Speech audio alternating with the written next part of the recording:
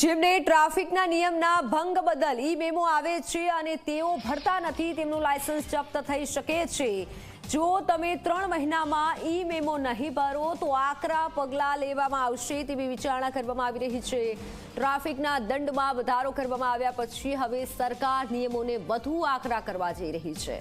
આ અંગે તૈયાર કરવામાં આવેલા નવા ડ્રાફ્ટમાં એવી દરખાસ્ત છે કે જો કોઈ વ્યક્તિ 3 મહિના સુધી ઈ ચલણની રકમ ન ભરે તો ડ્રાઈવરનું લાયસન્સ સસ્પેન્ડ કરવામાં આવશે અને આ ઉપરાંત જોખમી ડ્રાઇવિંગ અને રેડ લાઇટ પાર કરવા જેવી 3 ભૂલ 1 વર્ષમાં કરી તો લાયસન્સ 3 મહિના માટે જપ્ત કરવામાં આવશે।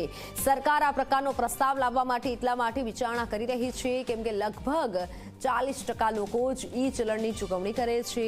હવે આવા સંજોગોમાં ચલણની રિકવરી વધારવાના નિયમો સખ્ત કરવાની તૈયારી છે।